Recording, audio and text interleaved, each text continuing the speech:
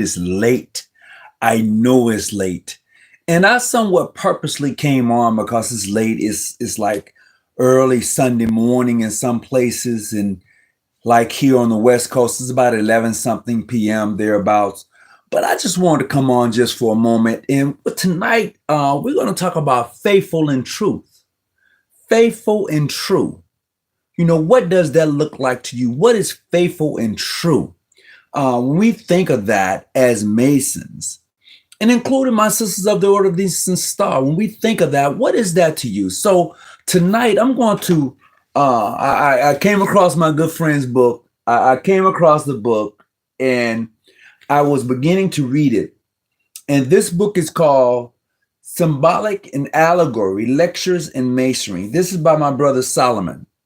And he's a Mason out of Pennsylvania. He's part of the Most Wishful Prince Hall Grand Lodge of Pennsylvania. And he and I talk often. And I was in my library just trying to find a good book to read. And I found his book. And I know I got two more somewhere, but I found this one. And I was going through it and I'm like, wow, okay, cool. I can do this. I can do this. And I started going through it. So one of the things that he asked is in his book, he asked the question, faithful and true. So I'm just going to give you a little excerpt from it.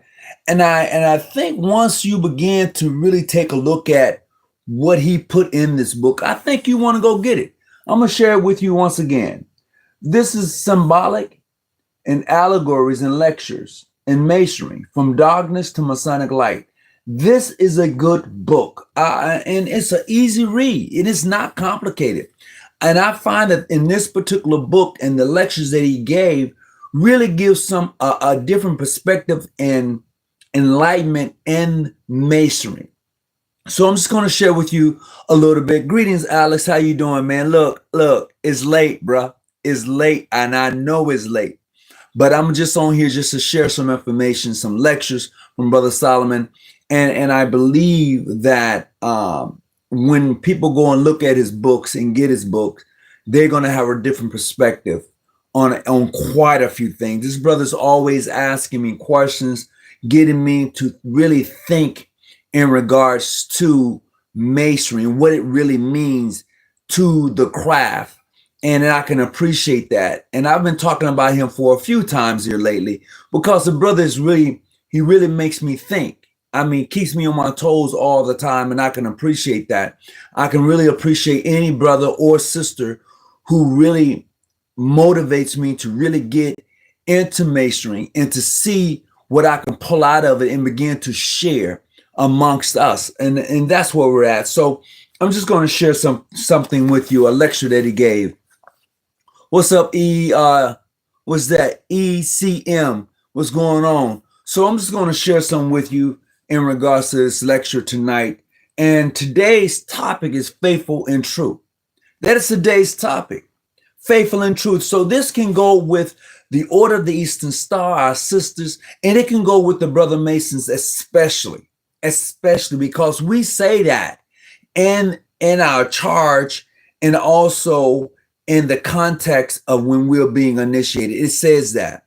Hello, how are you tonight? I'm doing well. Greetings to you, Jason. I'm doing well. Thank you. And I appreciate the likes. Thank you for the likes. I really appreciate it. I know it's late once again, but I'm here, I'm up and I'm like, well, damn, and I got to reading and I went to my library and I pulled out a book and I started to go through it. And this particular book really struck me and had me to really get some, what's the word I'm looking for? Provocative thought in Masonry. And I just want to share with you in that contact. This message is hidden for review. Let me see what you got. Oh, definitely I can show that. That's no problem.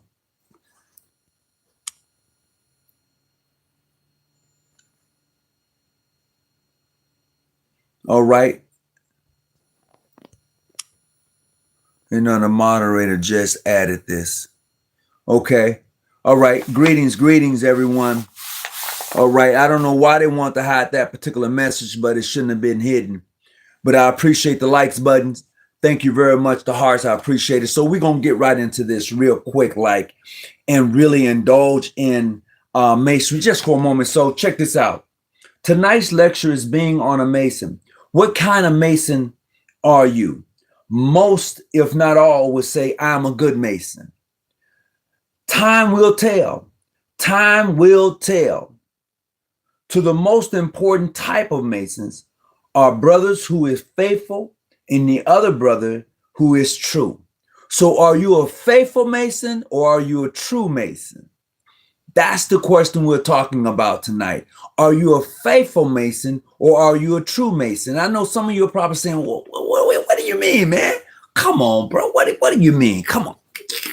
What do you mean? Am I a faithful Mason or am I a true Mason? Well, check this out. It says faithful in that he is loyal, meaning that he is at every and all events of his lodge, wherever the party is at, the meeting or community events or etc.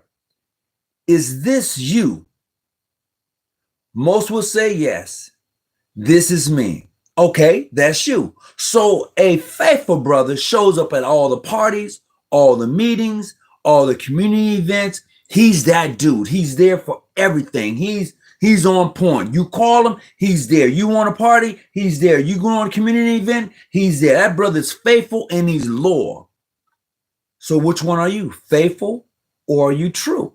Now, let's go on. It says a brother who is true has a firm and constant keyword, constant devotion to the doctrine and teachings of Masonry, meaning that he applies those Masonic lessons to his life, waiting for his brother, wanting for his brother what he wants for himself. Is this you? So when we think of a true brother, a true Masonic brother wants for you what he wants for himself.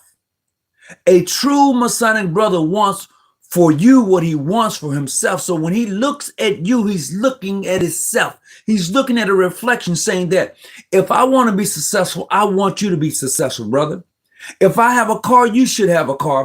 If I have food on my table, you should have food on your table. If I have a job, I want to help you get a job. Whatever I have, I should want for you. That's a true brother. That's a true brother. Is that you? All right. So it goes on to say, the Supreme provides for us all the time to understand whatever you see your brother has been given to you by the Supreme. The Supreme allows us to have it.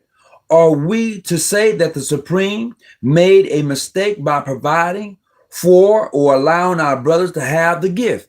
And what gift is that? That's a gift of being true and faithful. It's tangible. It goes hand in hand, but some of us are only true to my cause. Some of us are only faithful to my cause. So which one are you? Are you true or are you faithful? Can you bring those together and be that tangible brother to the craft? Can you do that? Greetings to you. Greetings. So I like I said before, I know it's late and I know some of us is like knocked out and I can appreciate it. But when you come across this video, just give us some thought, some real prerogative thought. Which one are you? Are you just that faithful brother or are you that true brother? Or are you that brother that is able to bring that tangible essence to the craft and be that example? So we're going to go on. If you are a brother that is true, you will be happy for him knowing the gift is from the Supreme. Some want to say the grand architect of the universe. Some want to say God. Whatever you want to say to put in that deity that's going to be uplifting and motivating and moving you in a direct space and time for the benefit of those who are around you. However you want to put it, all right? It says, if you are a brother that is faithful, you will wonder why a gift is bestowed upon your brother and not you, knowing that you have done everything you could for your lodge. Are you here for accolades or are you here to become a better man or a Mason? I added that in there Because to become a better man, you're already that when you are entering into the lodge. Masonry seeks those individuals who are working on themselves to be that better person. If you're not doing that, those who are seeking to, but if you're not seeking to become a Mason, I say if you're not seeking to, it's not going to be for you. But if you're really looking for that true essence of a brotherhood, and you're really seeking to be that better person, Masonry then may be for you. That's just my opinion. All right. So we're going to go on here. It says, remember the allegories. The allegories of Cain and Abel. Okay. God provided for both of them and asked only one for a portion of their inheritance in return. They both provided a sacrifice. Cain was faithful to the work as most Masons are faithful to their ritualistic work, their duties, but not as true as his younger brother Abel, who remained true to the teachings of his father Abraham, or Adam. Okay, Adam, that is. Okay, then it says God blessed Abel because he applied those teachings to his life and remained true, but rejected Cain, who was faithful by being loyal and attended to the sacrifices, but not true to the teachings. You know the story, how Cain and Abel became so involved and jealous as in the blessing that God gave Abel, but as God gave Abel for being true to the teachings. How he killed his brother, as some Masons destroy their brothers in their reputations and character for receiving a blessing. How God cursed him and placed a mark upon his forehead where he was reminded, of what he's done. And out of the garden, he had to go. He had to leave. So let's take a look at that. Are some of you, Cain, you jealous of your brother because of his blessings? Or are some of you Abel, are some of you Abel, where you're faithful to the teachings and you follow that? We really got to be able to take a real snapshot of what it is to be a Mason, what it is to be a sister of the Order of the Eastern Star. Greetings, and how you doing? Welcome aboard. Look, it's late. I don't suspect many people will be in tonight. So, I just wanted to come on and just share some information with you, some reading I was doing. So at the end of this, just go back and rewatch and you would be enlightened on this particular book I have. And I might even show it at the conclusion of the discussion tonight. So I want to say thank you for those who are popping in, just watching, and please leave a comment while you're here. I appreciate it. So I would ask you again, what kind of Mason are you? One who is faithful or one who is true?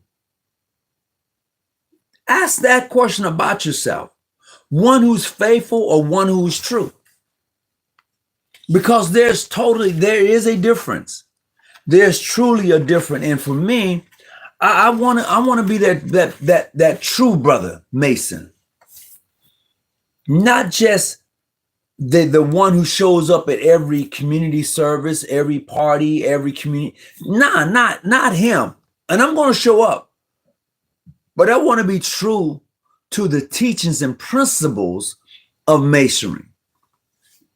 That's where I want to be.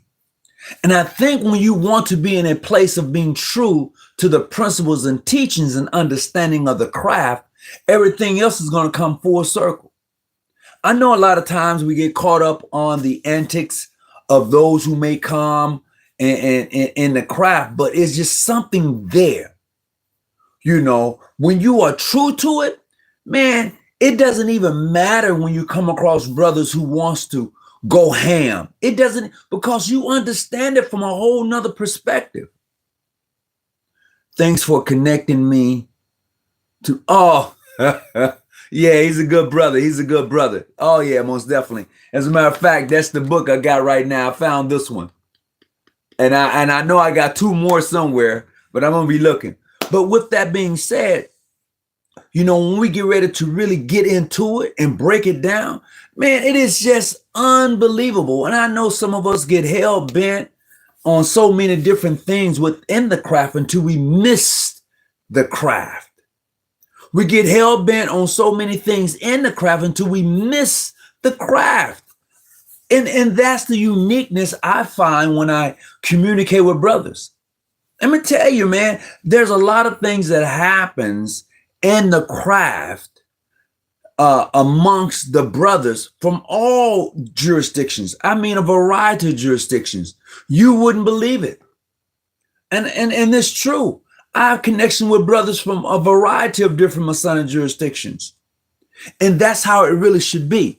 There is no reason why you as a Mason shouldn't have communications with true brothers. Hear what I said. There is no reason why you as a Mason shouldn't have communication with true brothers. I'm not talking about your Grand Lodge, or I'm talking about you. There's no reason you as a true sister of the Order of the Eastern Star shouldn't talk to or have communication with other sisters beyond your own OES chapter. Absolutely no reason. But when they begin to corrupt you in such a way to you miss the teachings and understanding of the order or the craft, then you have to rethink everything. Then you have to come to a conclusion. Should I not? Not based upon their Masonic jurisdiction, but based upon that person, period. Has he shown to be proficient in the degree work? Has he shown to be true to the brotherhood? Or is he just a faithful brother?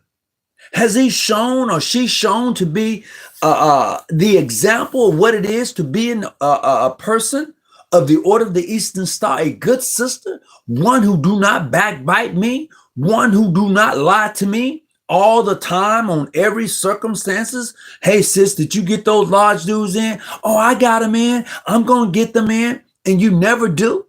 Are you that type of sister? Or are you true to the Order of the Eastern Star to say, look, sis, I'm having some difficulties right now. I will get this in to you as soon as I can. As a matter of fact, here's $20 towards my dues, or here's $20 towards whatever that case may be. I'm still here, sis. I'm true to this. Or are you just faithful to this? Meaning that you use the organization. Yeah, I'm here at the committee meeting.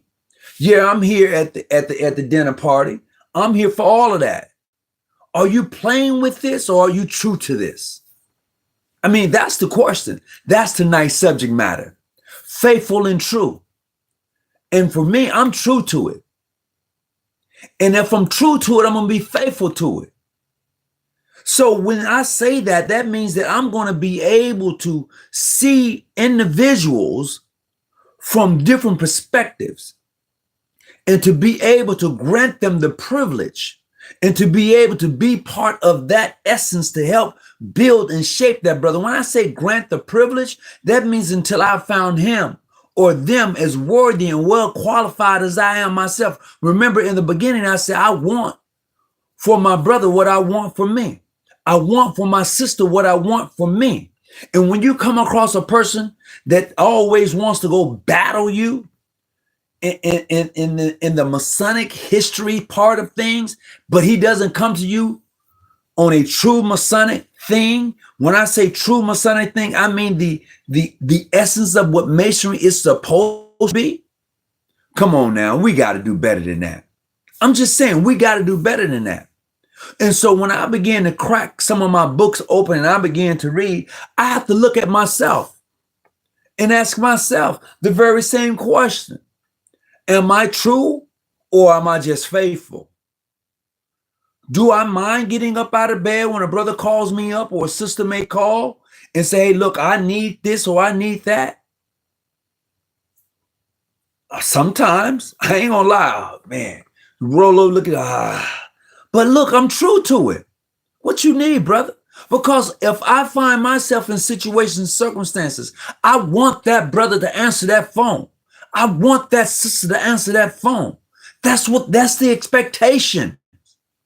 When I build rapport with brothers from other jurisdictions, and when I build rapport from brothers from other countries, That's the rapport I'm building. My rapport is true. My rapport is true when I build with them. That means to say that when I'm in your area, your country, where I'm visiting and I'm in that area, I want to be able to get with you. I want to be able to have fellowship with you. That's true. Not come just to your banquets and your parties, which is faithful. I want to be able to dive right in and enjoy the craft and the order for what it is and what its teachings and enhances. A lot of us forget the teachings. A lot of us do. We forget the teachings and we go and do some of the craziest things. We do that. And when I say we do that, I'm swiping the brush broad. Really and sincerely. Some of us who are Masons really just, really? You argue with people in your lodge. You argue with brothers of the craft. You argue with sisters in your chapter. You argue with sisters in the order. For what? Why? All you have to do is look at the teachings. Test it. Test it. That's it. Just test it. All you have to do is test it. All you have to do is put it to work. Let me see if this is really true. And if it's true, then you need to lean on it. But if it's not, then you know for yourself. And that's the thing that I've come across with a lot of individuals in it. I tested it. It didn't work. I'm willing to hear that out. I'm really willing to hear that out when you say you tested it and it didn't work. I prayed, nothing. You didn't put your prayer into actions. That's why it didn't work. You prayed and did nothing with the prayer. That's why it didn't work. I'm just saying. You said it, Oscar. You said you tried it, it didn't work. You said you prayed, nothing. That's because you didn't do anything with your prayer. Your prayer is worthless because you did nothing with it. Oh, come on, man. No disrespect. I respect what you're saying. All I'm saying, Oscar, is this. If you want to pray, put your prayer into action. And most people who pray don't do anything with their prayer. There's no action behind the prayer. And if there's no action behind it, the prayer is worthless. I don't care what it is. If you said, God, forgive me for this and for that, but you put nothing behind this or that, then the prayer is worthless. It means nothing. A bunch of words. So all I'm saying, young man, is that when you do these things, put something behind it. The car doesn't run without gas or without some type of liquid to make it run. It doesn't go anywhere. The car doesn't run, even if it's an electrical car. It needed electrical pulse to run. If it's a gas vehicle, it needs that. If it's diesel, it needs that. You have to put something into that vehicle to get it to go. Just as it is with your prayer. You have to put something in it. And once you put something in it, you have to activate it. And if you don't do that, then it's nothing happening. People just have bad luck. No, I disagree with that. Situations, circumstances, things happen in life. They do. We've all gone through something. Some of us are coming out of a storm, or some of us are headed into one. It's life. It's what it is. It's how you respond to it.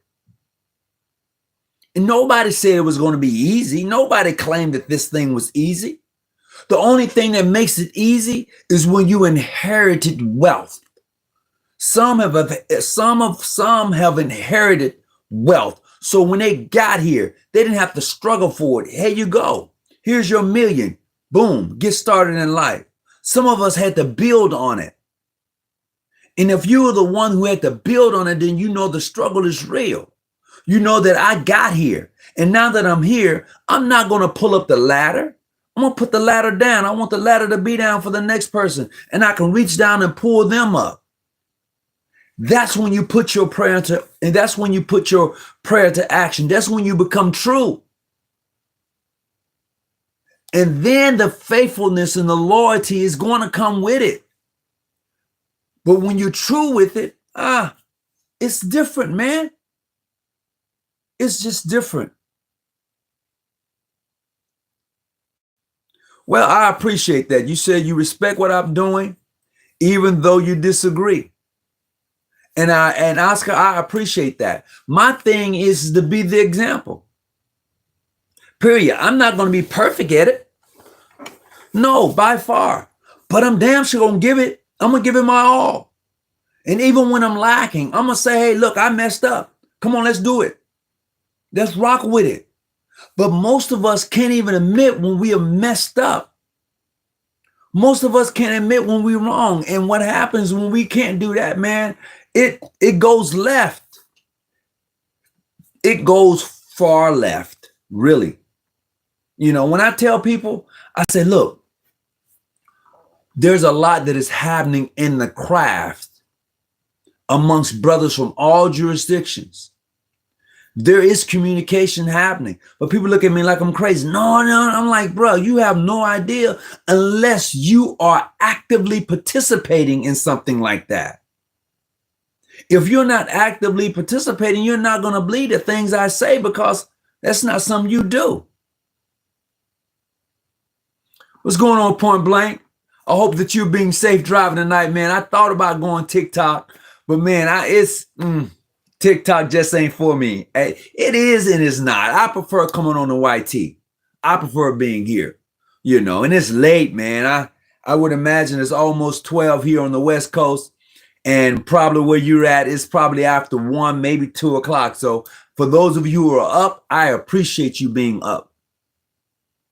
So tonight we're talking about 2 types of Masons. We're talking about a faithful Mason. And we're talking about a true Mason. A faithful Mason is one who shows up at every event. He helps you set up. He helps you break down. The sister helps you set up. The sister helps you to break down. All right. We're talking about that faithful Mason who comes to the meetings. He comes to the community events. Yeah, that's great. We need that. But that true Mason, not only is he going to be at the event, not only is he going to help you set up and break down, but he's true to the lessons and teachings of Masonry. That's that brother. That's that sister. See, that sister is true to the teachings of the Order of the Eastern Star. She's true to it. See, when her older sister is in the hospital, she go visit that sister. When that sister's birthday come around, she's telling the other sister, hey, this sister's in the hospital. We need to go visit. She's in a nursing home. We need to go visit. She's true to it. And she may not even know that she's true to it because she's operating in such a fashion until it's natural to her. It's natural to him. How many of us can say that? Really, how many of us can actually say that? You're true to it, but you're true to your jurisdiction. See, you're true to your lodge. You're not true to the craft. I'm going to say that again. You're true to your lodge. You're true to your Grand Master. You're faithful to your lodge. You're faithful to the brothers in your lodge. But are you true to the craft? Are you faithful to the craft? There's a distinct difference.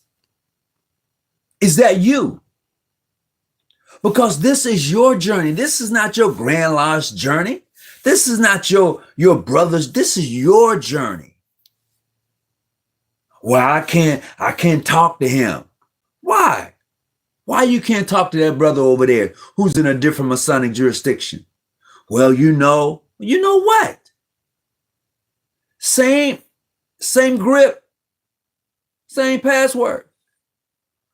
The OB may be a little different wording, but the core of the OB is the same. The emblem, yeah. So what? They got a key under it. So what? It got a key on the side. So what? It got it doesn't have a G in it. What's that all about? The teachings of the craft, the teachings of the order is what I'm after, is what I'm looking for. Once again, what I want for my sister of the Order of the Eastern Star, I want for myself. What I want for the brothers of the craft, I want for myself. So all of the noise that we get into, all of the chaos that we find ourselves into goes out the window, man. It goes out the freaking window. And it took me some time as an individual who's still growing to see that. I learn from my EAs who come into my lodge. I do. I learn from my fellow crafts. I do. I learn from the new master mason. I do. I take something from each one of those. I've taken something from each brother who I've come across in this lifetime. I've taken something from them and applied it to my life. I've done that. I continue to do that because I'm always evolving. I'm always growing. I'm always becoming the better person. I'm always in the process of taking those symbolic working tools and applying them to this life journey and seeing how I'm able to get them to work for me. So I'm taking the trowel, I'm taking the plumb, the level, and the square. I'm taking the pickaxe, I'm taking the shovel, I'm taking the crowbar, and I'm using every one of them to do what they're supposed to do esoterically and spiritually in this life journey. And I'm applying it. And it's helping me to become true to the craft. It helps me to become faithful. But the trueness of it all brings in everything else I'm trying to build on, which makes my foundation strong. And even if I find a crack in the foundation, I can take the trowel, take that cement of brotherly love, clap it and spread it. Now my foundation is a little bit stronger. And even when I find that there's some rocks that is coming up out of that cement because it's spread so perfectly, I can take and make sure that it's leveled off. I can take and then check it and make sure it's plumb. You know, there's so many attributes within the framework that I can use those working tools symbolically in my life journey till it helps me to become that brother that I want to be. True. Not only faithful, but true. And when you're able to galvanize that and lift that up with that crowbar, you heard what I said. I said, lift that up with that crowbar. Take that pickaxe and make the ground a little bit more workable. Take that shovel and be able to remove that dirt, those heavy rocks and bricks. And that's what I'm working on. This stone right here. This physical edifice right here is what I'm building on. I remember a brother of mine, brother Michael White, out of Pasadena. Yeah. Is that Pasadena? Oh man, it's not Pasadena, California. But anyway, he was up in on the other side of LA, Pomona. Brother Mike, he always hit me up. He would after I do a live, he would hit me up and he would tell me, hey man, you know, that wasn't quite right. He would always give me a little insight on some things I may have said that wasn't quite right or he disagreed with and wanted to show me a different outlook on something I may have said. And I was grateful of that, you know, and I spoke about this brother once before. I never seen him before. I never seen him in my life. However, the uniqueness behind our relationship is the fact that when he passed away in August of last year, his family reached out to me and said they found my number in his phone and they wanted me to do his Masonic burial. What a privilege that was. Come on now. That's true. Come on now. Look, that's true, man. A family, his daughter, as a matter of fact, opened his phone up, looked and seen the messages that he and I was communicating with, and decided to ask me to do his Masonic burial. How true can you be? I'm just saying. I've done this on occasions for brothers of the craft who was not in my Masonic jurisdictions. You know why? Because I am. And I want to be true. Not just faithful, but true. What I want for myself, I want it for my sister. I want it for my brother. Well, come on over here and get healed. What's that? What's that all about? Well, you got salt in your eyes. I've heard all of the catechism to all of that. But what's bringing that about? What's bringing that about? Really? Come on. We can do better than that. We can definitely do better than that. Greetings. What's going on, Jacqueline? How you doing? I appreciate greetings, Brother Hawkins, Grandmaster Pitt. 30 seconds. Greetings to you. I appreciate it, Grandmaster. Any true in that? Oh, it's most definitely some truth in that. Absolutely. So look, I told a brother, and he hit me up, and I got it. He said, I told him, I said, when you become a Master Mason, I'm gonna send you a token. And so he hit me up, and I'm gonna send him a token. So I try to be true, not only to me, but to you. I'm gonna say this again. I try to be true, not only to you, but to me. And so if I'm true to me, I'm gonna be true to you. There's no separation in that. If you cut me off, then we cool.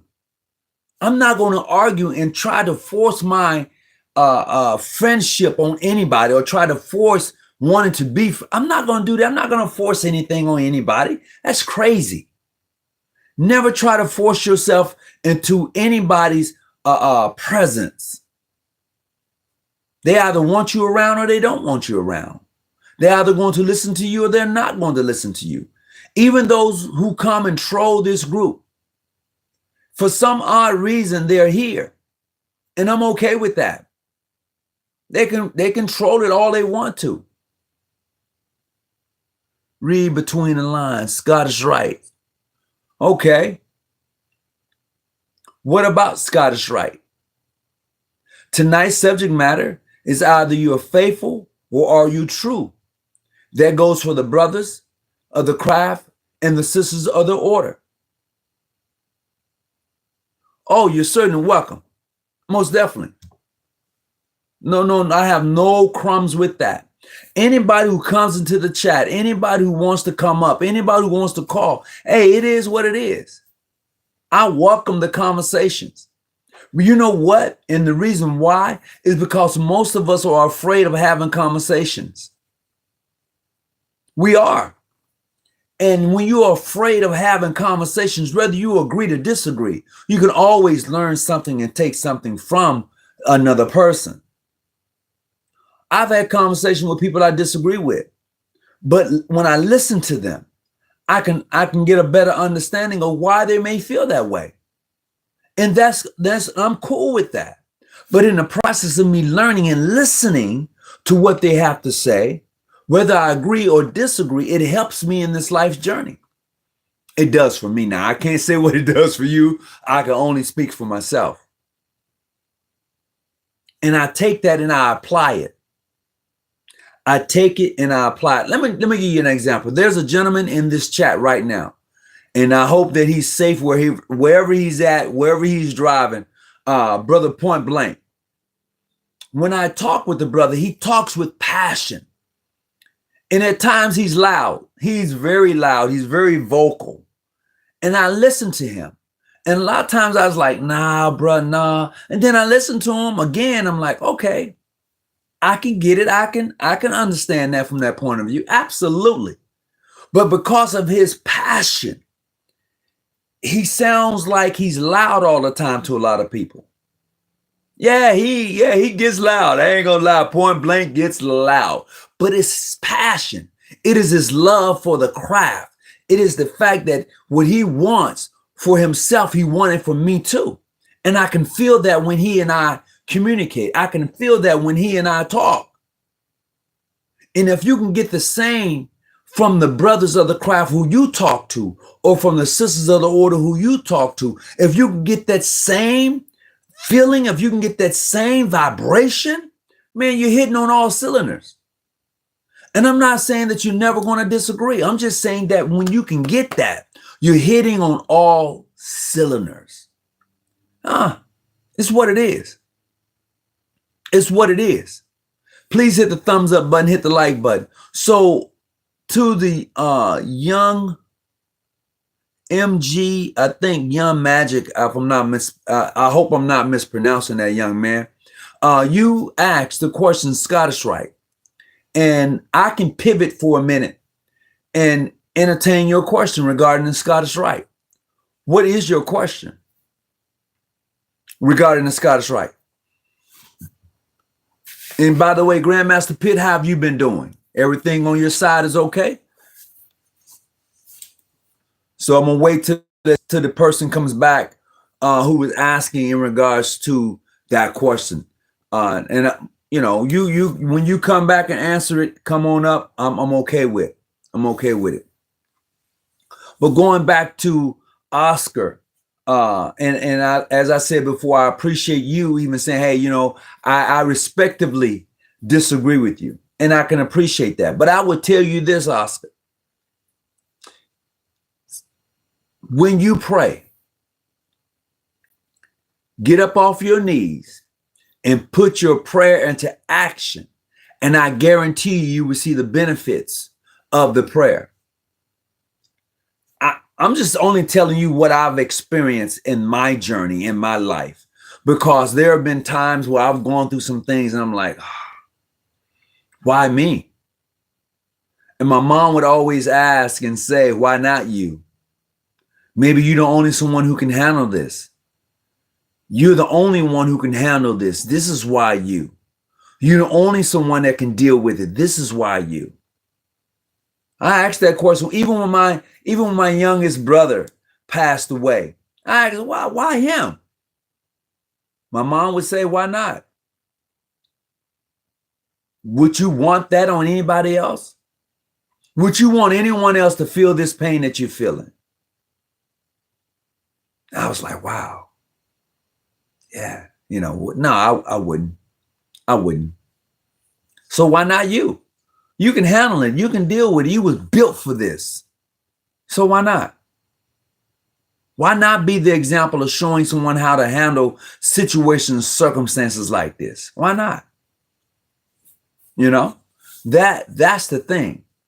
So in life's journeys, when we're dealing with those things that come upon us, which one are you going to feed?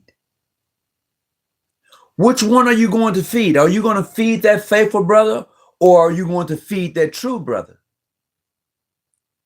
Because I guarantee you, if you fed the brother who's true, you feed him, he's going to be faithful. He's going to be loyal. He's going to be all of that. If you feed the brother who's faithful, if you feed him, he's going to eventually become true. But you have to be able to distinguish which one are you first. When you're able to identify that for yourself and you feed it, you're going to grow. You are going to become that better sister, that better man. You are going to become that which you desire to be. It ain't rocket science no more. It's not. You know? It is not rocket science anymore. Welcome. If you're just coming on tonight, our topic of discussion is, are you faithful or are you a true brother? Are you faithful or are you a true brother? Tonight I was looking and I found my little book right here by Brother Solomon, and I appreciate it. And I was looking at one of his lectures. He's always sending me something. He's always sending me something. And I decided to crack this open tonight, and I came across that particular lecture, Faithful and True. Which one are you?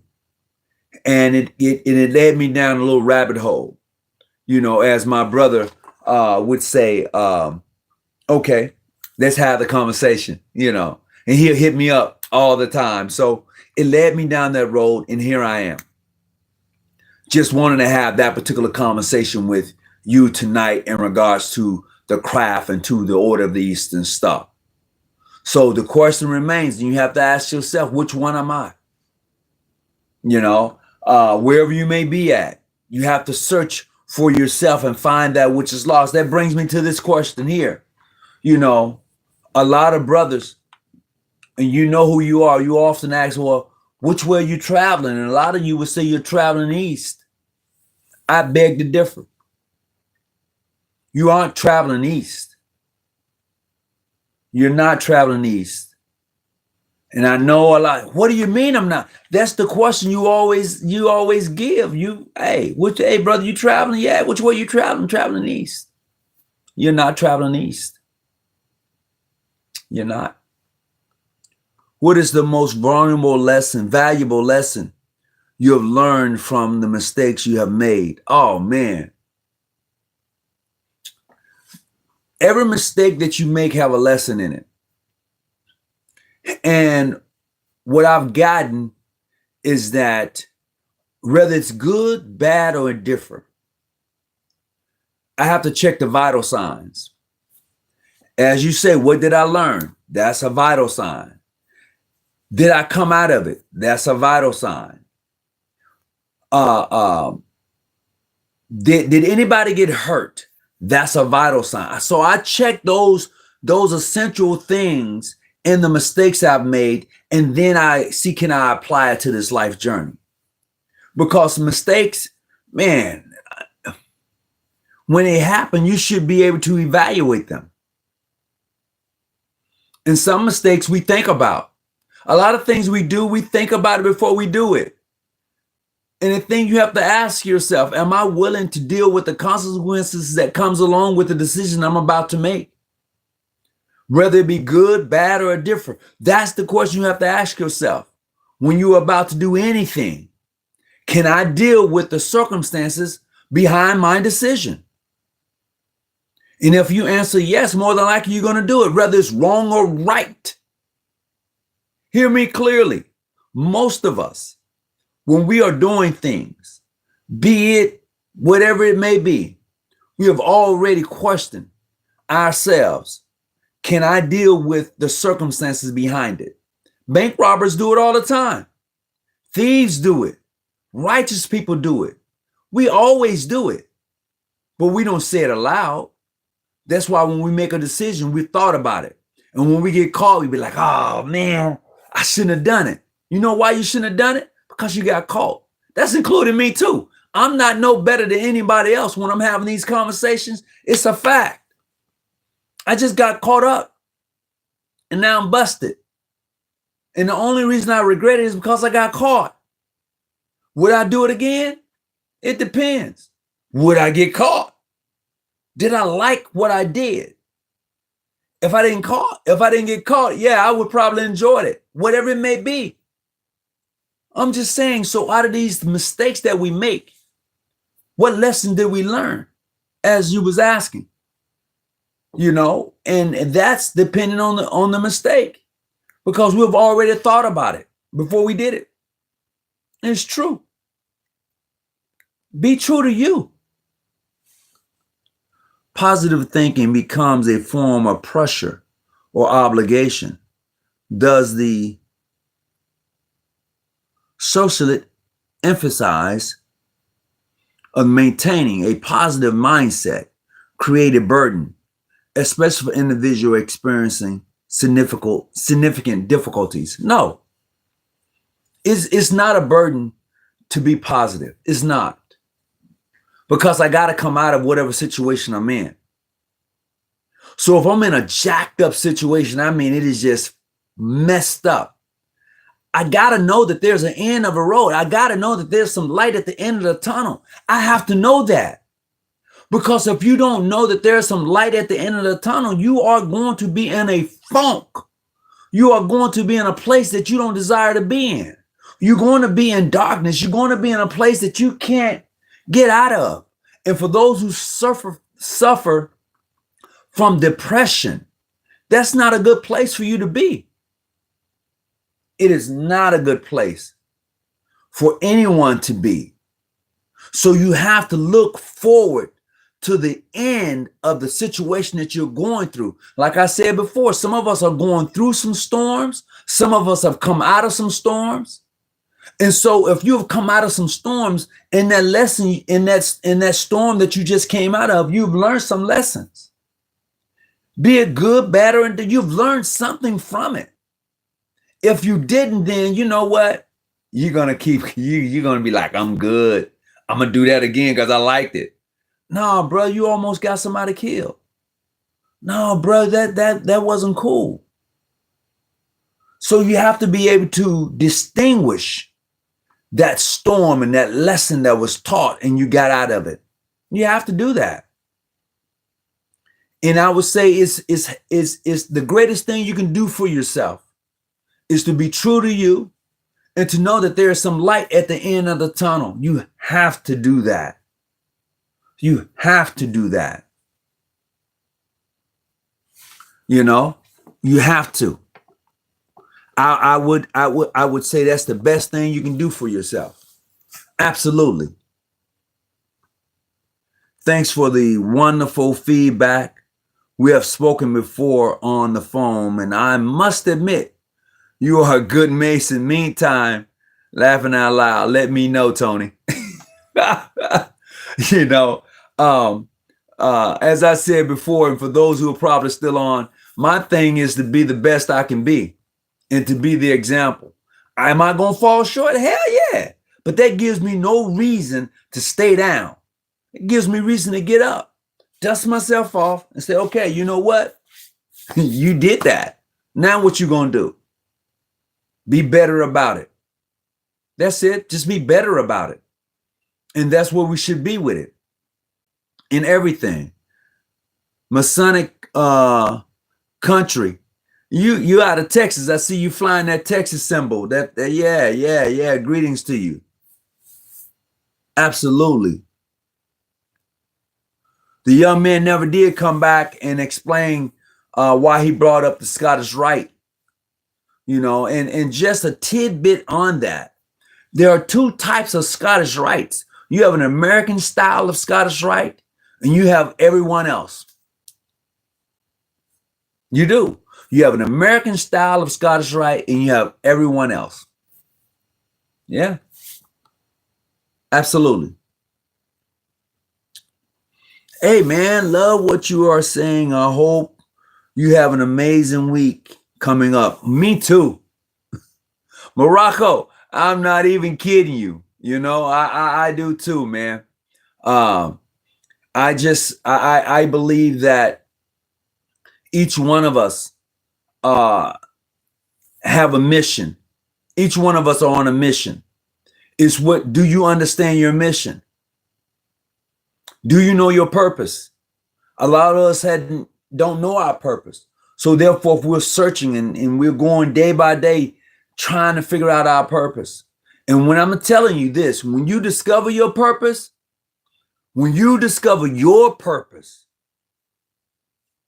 it's a wrap. It's a wrap.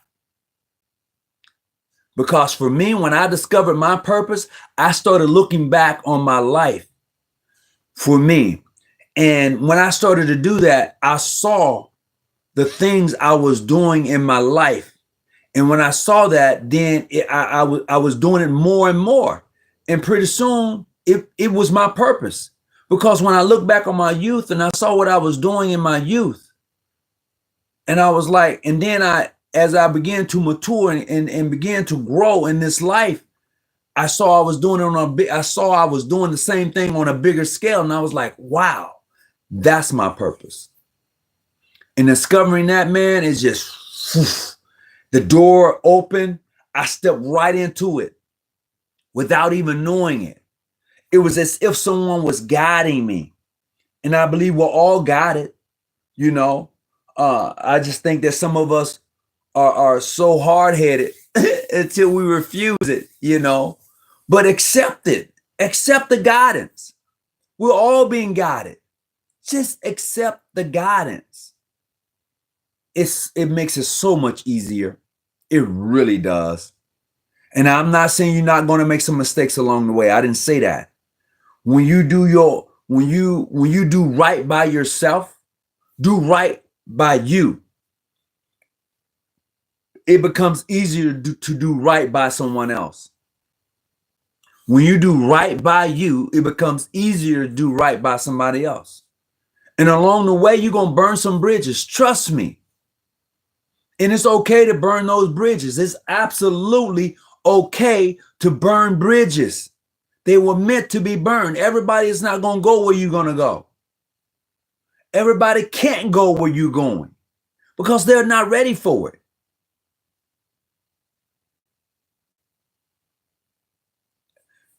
They're not ready for it.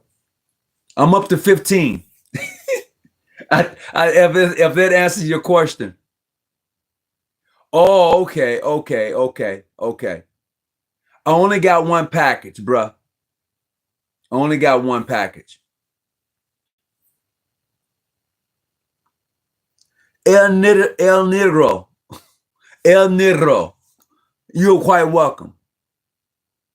I wish that you can do another topic on Alex Crowley. He can go in and somebody can bring it out.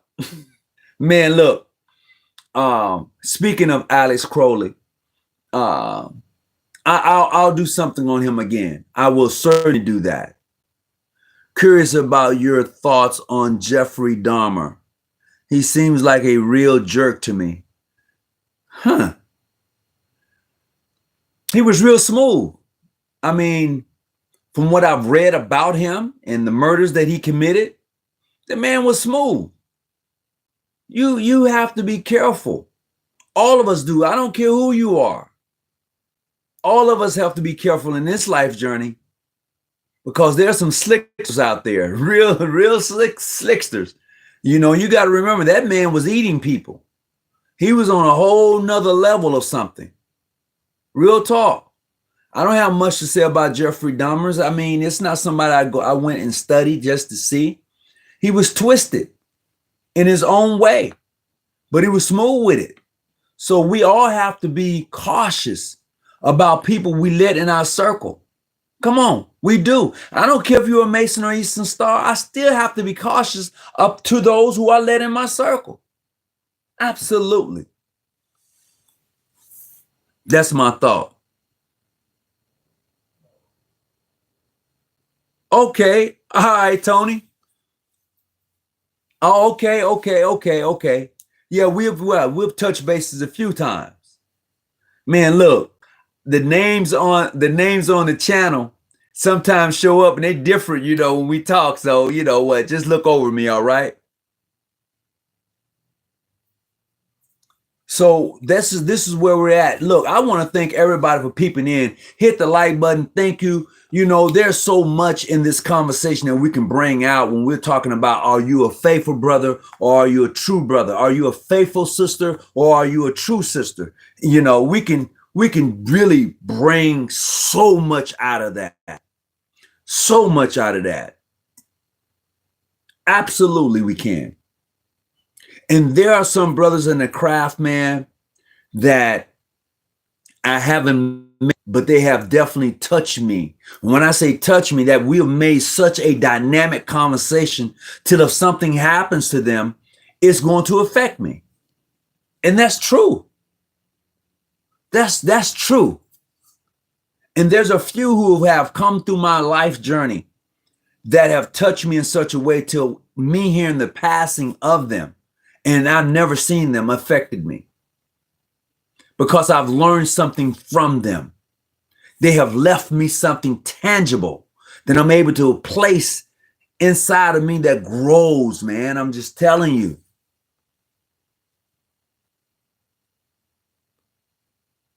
Can I be faithful in trans? You're going to have to break that a little bit down more for me. Nemo, you're going to have to come a little bit more with the question. Can I be faithful in trans? I need to know the whole thing behind that. When you say trans, what do you mean? That's it. I need to have a better understanding. I don't want to come in on something and I don't quite grab it. I don't know where any of you are located at tonight, but look, it's early in the morning. Probably if you're in New York, it's got to be at least 3. If you're on the West Coast, it's about 12. If you're in the Midwest, it's got to be like maybe 1 or 2, something like that. So welcome aboard tonight as we talk about true and faithful brothers of the craft, sisters of the order, just really getting down to some nitty gritty and looking at them in their prospective places in life. No trans in masonry.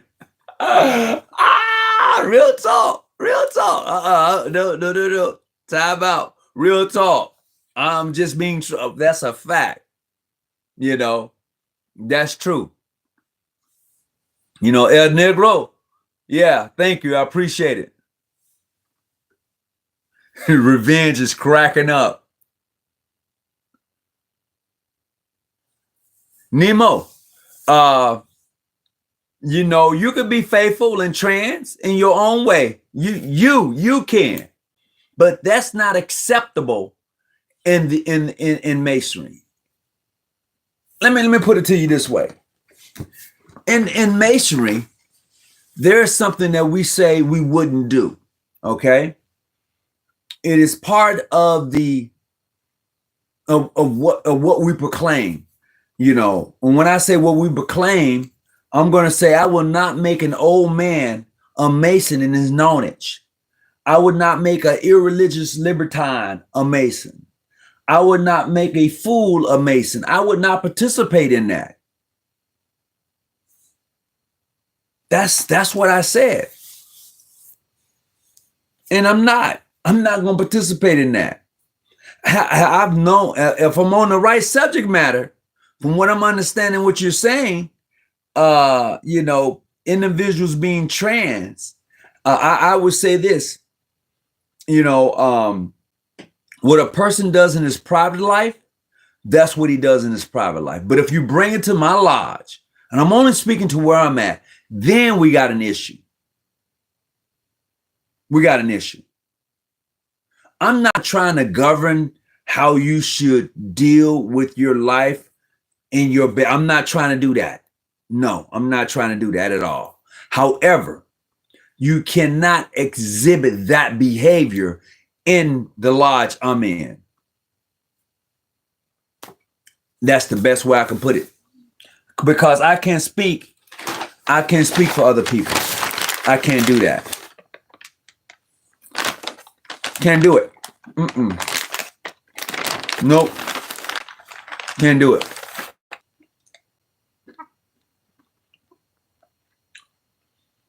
Okay.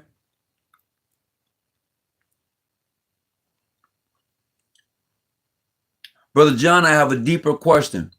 Why do they give them Baphomet to worship? Who? No. Nope. I don't know what brother of the craft worships Baphomet. I don't know. I've never come across a brother of the craft who says they worship Baphomet. I've come across brothers of the craft who understands it, who can break it down and have a conversation of regarding Baphomet. Baphomet is a statue. Why would you want to worship a statue? Huh? Makes no sense. Welcome, Phillips from Florida. How you doing? Greetings. That's coast to coast, baby. That's coast to coast right there.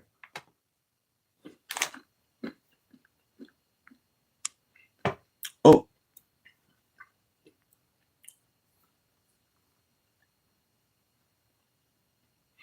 How does the structure of our brain and our sensory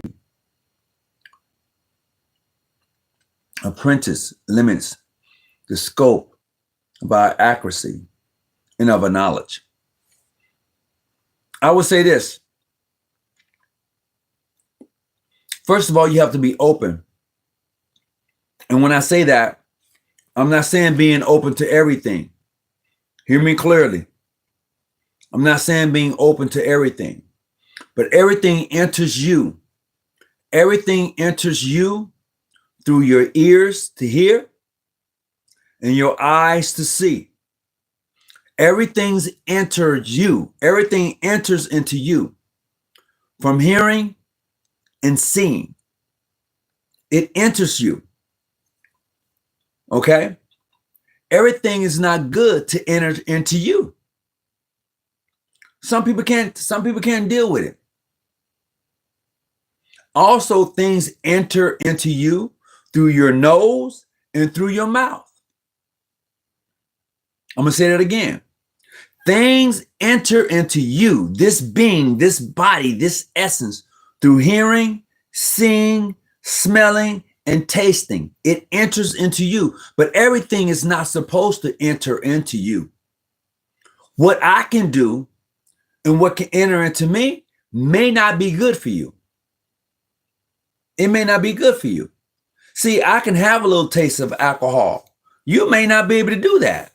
It may send you, woof. You can't do that. Okay? Maybe I can watch a horror movie and you can't do that. Some of us can't stand to watch horror movies. It just does something to us. I can't do it. Some of us don't like violent movies. You know, those action-packed thrillers that killer. Some of us can't do it. So what can enter into me can't do it for you. So we have to be able to bring that light, that genuine light into us. That's something you have to do. Baphomet is a symbol. You shouldn't worship a symbol. Absolutely. You shouldn't. You're right. Phillips, that's great, man. It's good to know that you're all right. It's good to know. Are you Come on now. Look. Are you Denzel? No, I know. Let's not do that one. I appreciate it. If that's a compliment, cool. If it's not, cool either way. But no.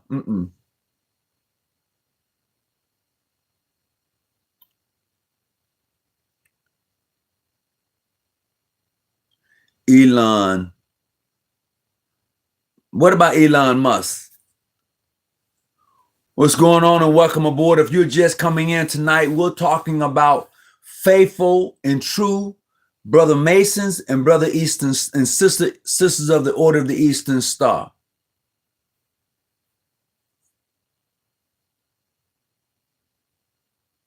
Okay, Pamela. All right. Just being silly. Okay, I had to kind of find that out. Hey, look, I wasn't for sure what was that statement all about. Put a girl on it. Oh my goodness. I was reading my OB and it says something about the Grand Lodge of State, and I was at a loss because we are Prince PHA. I would say this, El Negro, is that will probably have to be an offline conversation if you want to have that conversation with me. I don't know where you're at right now or your location, but when I log off, you can hit me up at 858-707-5582. You can give me a call at that number. I'm going to say it again. 858-707-5582. You can hit me up at that number and we can have a conversation regarding that, because I have quite a few Prince Hall rituals and I can look in it and see, but I don't, but that's going to be an offline conversation if you want to have it.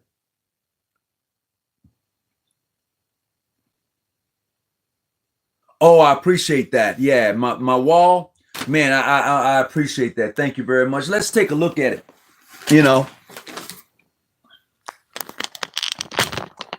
Hold on just a second.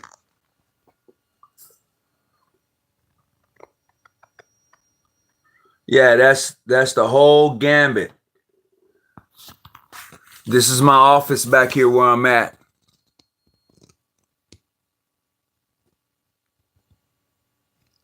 That apron is the apron of my past Grand Master. He gave me that apron before he passed away. That was one of his first Masonic aprons that he gave, that he owned, and he gave it to me before he passed away. So I'm grateful and appreciative of the fact that he saw fitting to give me that apron. That's that's my dude. Okay, no problem, brother.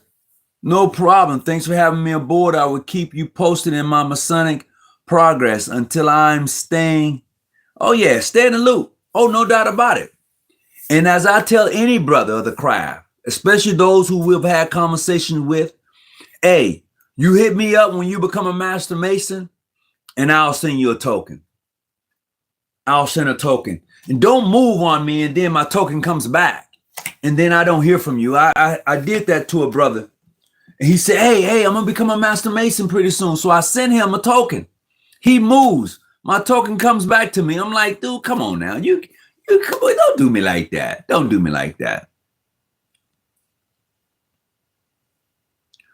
You're a Freemason.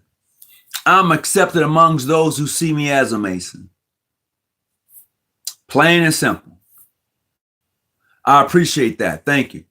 Plain and simple. When you ask the question, am I a Mason? My answer is I'm accepted amongst those who see me as a Mason. That's the best way I can put it, because there's so much to say behind that, you know? There's really a lot to say behind that. Am I part of the creed? You're going to have to be more specific when you say creed, only because there's only one place. There's only one place in Freemasonry where you actually take a creed. Only one place. Illuminati. Illuminati, you got to look at the definition now. When you say that, the assassin creed. There you go. Okay, so let me do this first. The Illuminati, when you say Illuminati, that's only mean enlightenment. Okay, so if you want to say I'm part of the Illuminati, I'm going to go with that. The enlightenment, someone who's interested in knowledge and of enlightenment, that's Illuminati. It's illuminating, to become enlightened. All right, now got that out the way. So when you say the Assassin Creed, and I'm going to say, yeah, absolutely. Because there's only one time when you take a creed. Well, actually two. Yeah. There's two times you take a creed. It's two times. And for those of you who don't know, you're supposed to take a creed when you become a Knights Templar. And you take a creed when you become a nobleman. Those are the two creeds. Now, I don't know what you did when you became a Knights Templar as far as did you or did you not take the creed, but you're supposed to take the Knights Templar creed. You're supposed to take the creed of the nobleman when you become a Shriner. Who is Jubalon? Is it the hidden one or a password? Because I've been told both. Somebody told you right. I won't disagree with that. I will not disagree with it.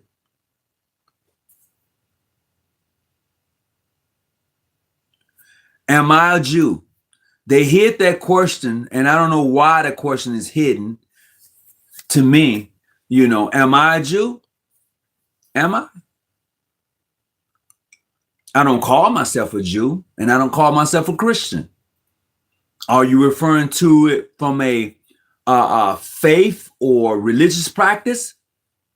I have to ask that question too.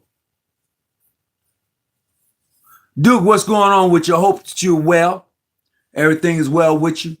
Look, I know it's early in the morning some places. I thank you for being up. I don't know exactly where you're at in your journey. So wherever you may be at, you can put it in the chat. Definitely want to send you a shout out. So I hope I answered that question for you. Captain Cold Blooded. Is that named after Rick James? You know, the performer, the entertainer, Rick James. You know, he was the first one that Cold Blooded. Man, you got to listen to that album.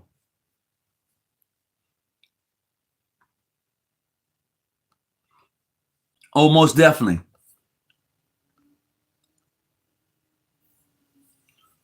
Oh, no problem. Hey, I'm gonna give you that best answer from that you asked of me. I'm gonna give you my answer. Game over. Okay. All right. So look, I don't have a lot of more time. I appreciate everybody coming on. If you got any questions you want to ask of me right now, is the perfect time to do so. I'm pretty open in regards to having this conversation with you tonight. So whatever you got that's on your mind, and you want to put it in the chat, we can have that conversation. I got a little bit more time left, and we can get this done. All right. So come with it. What you got? I'm open. Free. What about it? I'm going to say this. There is nothing free. There is nothing free. Everything comes with a price. Everything. And you may be like, bruh, nothing. What do you mean? Christ died for our sins. It wasn't free. What do you mean? Somebody gave me X, Y, and Z. It wasn't free.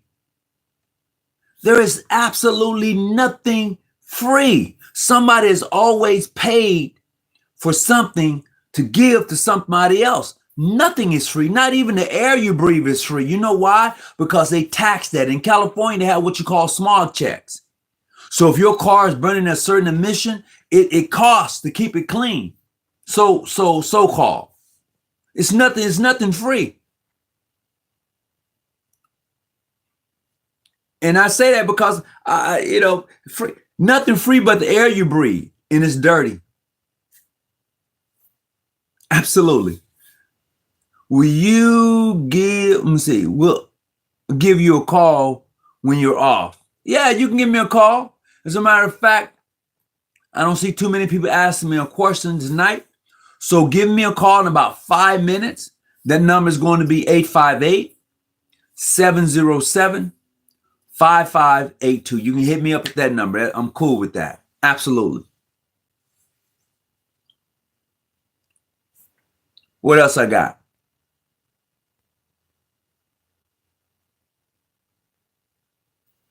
So look, everyone, I appreciate you coming in. You know what? I'm open. I'm at the end of this.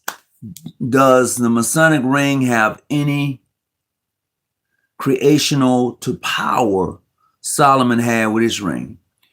Oh, that's a good one. And I'm going to say yes. And you may be wondering, why would he even say yes? Because if you understand rings or ring, all right, within the Masonic order, there's only 2 times that you should receive a ring. That's what we call the LOP, Lodge of Perfection, and the other one is going to be your 33rd. And both of these rings are given on the Scottish Rite side, which deals with philosophy and astrology. If you know anything about King Solomon ring, it was the seal of Solomon. That ring that he used, what he did with it was he put it in clay, boom, took it and he put it on his seal. His seal was the seal of Solomon. All right. If you know anything about the power of Solomon ring, it harnessed the power that was given to him by God himself. And that ring, if you know anything, the story behind it, there was a young man, and Solomon used this ring.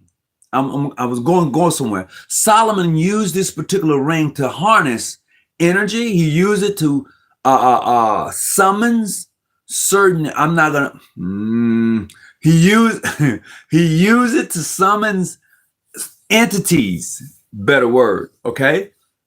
He uses to summons entities and gave them works, and he summons them by name, okay? He had the power and authority to summons them by name. If you, man, that is so deep on so many different levels. I love that. You know, because a lot of people don't understand the Masonic ring and why they wear it. Oh, it's to identify me as a Mason. No, no, no, no, no. It's deeper than that. It is absolutely deeper than that. I wear 2 rings, okay? And I wear 2 rings. And that's because I like to be honest with you. But, and they're Masonic rings. But when you understand the meaning and significance behind it, especially when you're talking about King Solomon, man, that opens up a wormhole. And a lot of us don't want to go down that wormhole because Solomon had the authority and the power within that ring to summons entities to do the work on the temple. You catch that on the way home.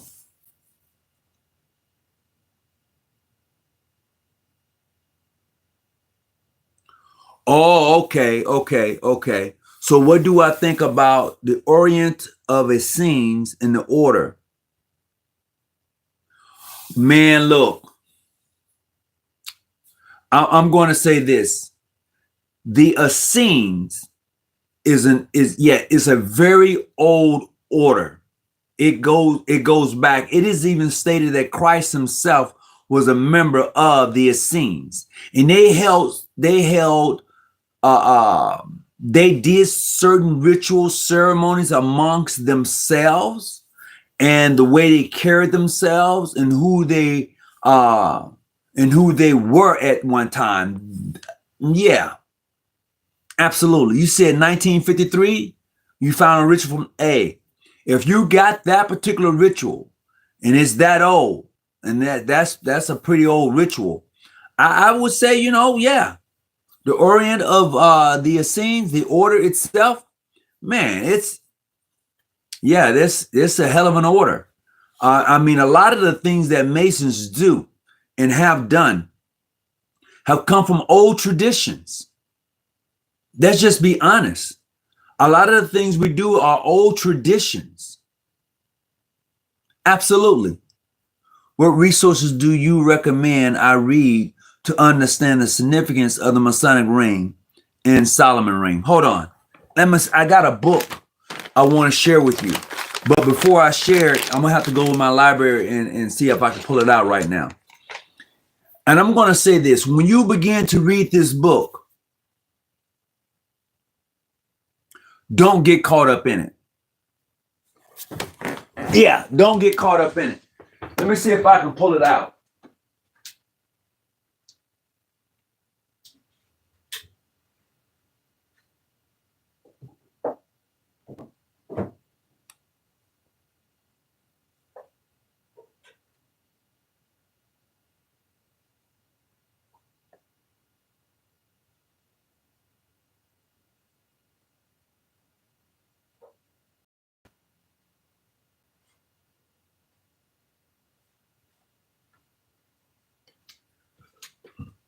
All right, I'm coming back.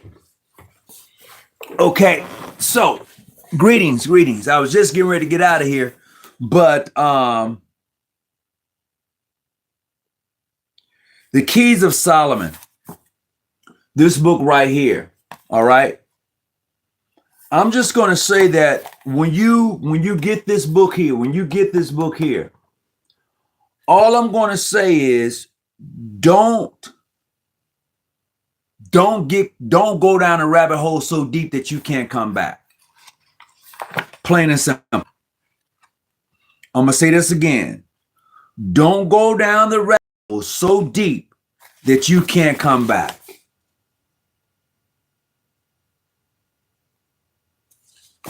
I'm just saying. I say that because a lot of people get lost and they go down a rabbit hole and they can't come back. They get so so bent out of it, man. It's crazy. They do. And so Alex Crowley was that guy. He went down the rabbit hole. He couldn't come back. He was done. He was like, boom, you know. So that's all I gotta say. That would be that book right there, man. And I'm being honest with you. Even myself, there are some books I pick up and I'm like, nah, no, yeah. Again, this book right here. It's a good book. But don't go down a rabbit hole and can't come back, because you'll be mad. And when I say you'll be mad, you'll be like, you ain't gonna be able to talk to nobody. For those of us, and I'm gonna say this, for those of us who are avid readers regarding of a plethora of different books, I mean, just tons of books. For those of us who read a lot of information, sometimes you find yourself, you can't talk to everybody. I'm going to say this again. For those of us who read, and for those of us who have a library, start yourself a library, by the way. Hard books. I know a lot of us like to look on things, go online and no, hard books, get hard books. And I say that because what happens is a lot of us, man, get the hard books. Get the hard books. And I'm gonna tell you this, a lot of us who do that, we can't talk to everybody. No, you can't. Absolutely. Say what you want to say, do what you want to do. A lot of us cannot talk to everybody because of what we have read, how we'll decipher it, the information in your head. You can't do it. Plain and simple. So I just want people to, when they go and get these books, you begin to read them and you begin to go down that rabbit hole, please leave some breadcrumbs along the way. Don't get so seduced into the book until you forget to understand. I'm just trying to read it and understand it. I'm not trying to go in it, because when you get it and you begin to go in it, it's different. It's different. And if you find yourself getting lost in the book, put it down. I'm going to put this down, because I know I have plenty of books in my library. And I know a brother that has over 1,000 books in his, and he's claimed that he's read them. And if he tells me that, I believe that, because that's what he said. I don't know any different. It's his books. The process is that the information that you bring into, how do you know, have a gift like that? I'm gonna come back to that. But in having this information, man, it sometimes you get so heavy into it till you can't talk to people because of what you know and what you've read. How have you come across it? No. Yeah. You said Brewweiser. I hope I'm not mispronouncing that, but if I am, I apologize for it. You asked the question, how do you know? I want to say, how do you know you have a gift? Is that what you're asking? Or how do you know you have a gift like that? And when you say like that, what gift are you referring to?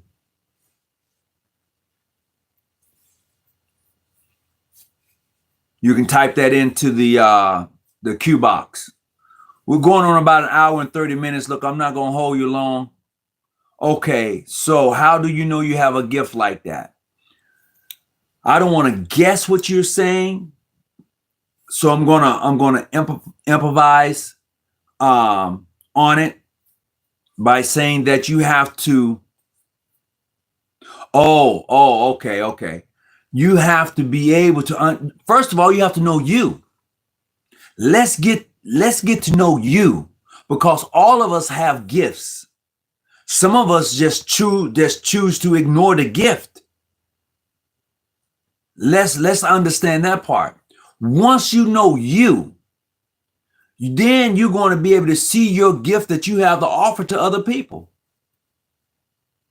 And some people will try to take advantage of your gift. That's the best way for me to put it. A lot of people don't know who they are. They don't know. They look in the mirror and they see this shell, this body, but they don't know who they are.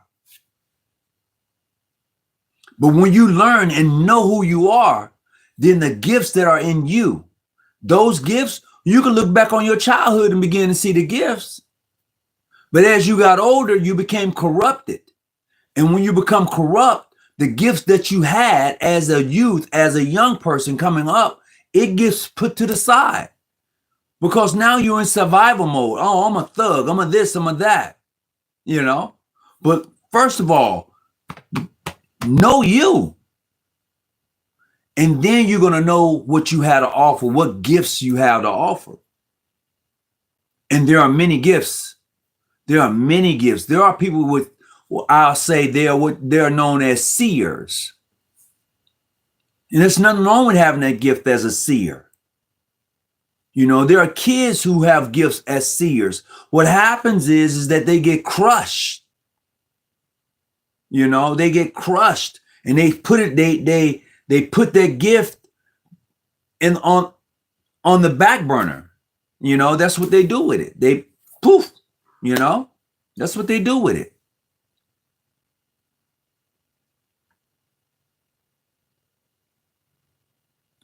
I do not. I'm not going to sit here and say I do. Ira, Alexander, I'm not going to sit here and say I do.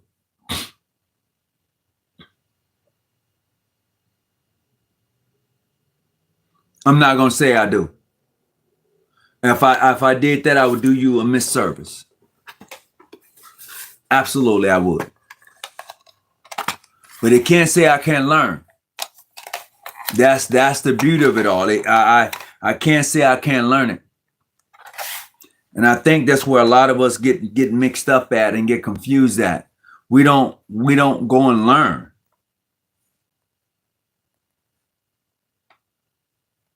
Absolutely. That's what we do to ourselves.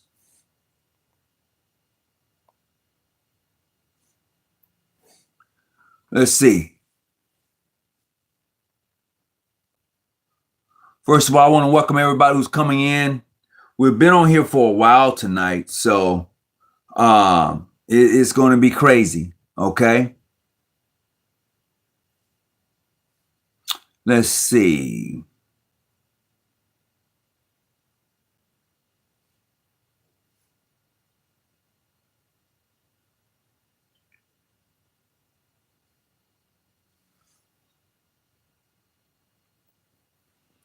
Let's see.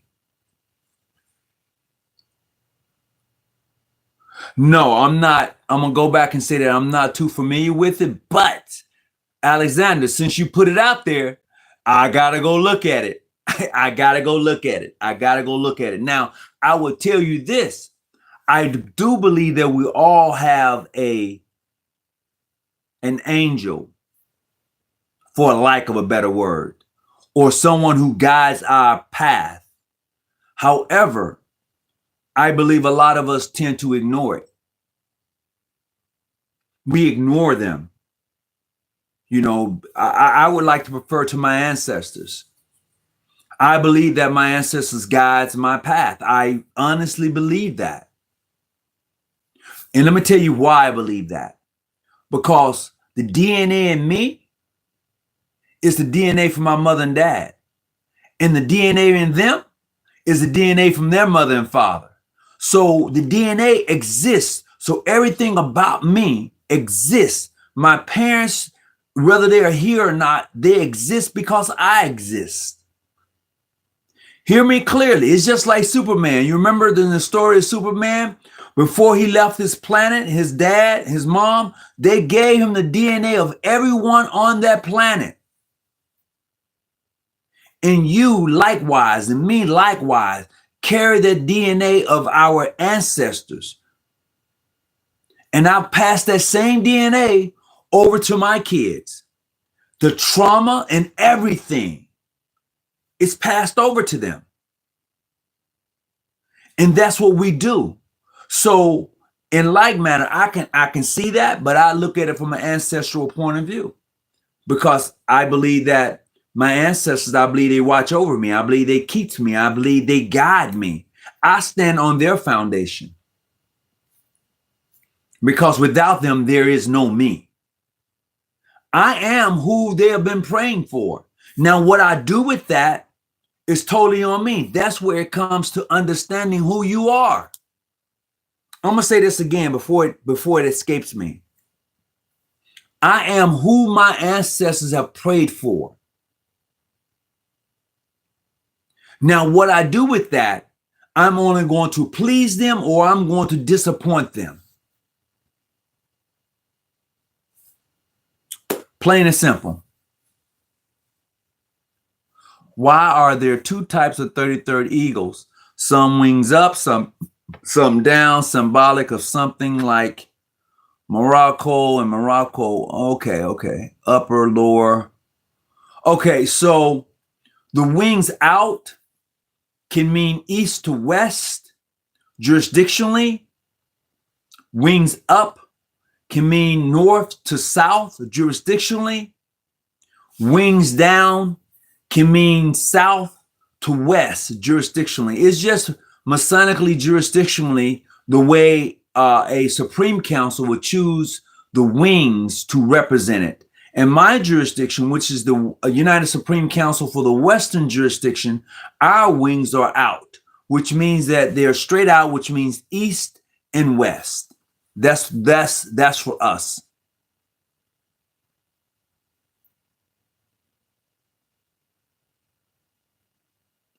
Do you know why the ancients in certain groups use stories to describe science? Because for those who don't understand it, wouldn't be able to comprehend it. So just as it is in the Bible with allegories and stories, so that's the best way to break things down to a person who wouldn't understand certain things, is to tell it in stories. Let me see. Certain groups use stories to describe science in the function of the universe. Yeah. Right. But look, if you're not a scientist, and I'm talking to you as a scientist, some things you're not going to comprehend, because it's you haven't studied, you don't know. But if I told it to you in a story, somehow that you're able to understand the story, you can comprehend it. Just as it is in mythology, just as it is in the Bible, allegories and Psalms and things like that. Blue, red, left, right. Absolutely, stories are easy to remember, like whispers. I likes that. Absolutely.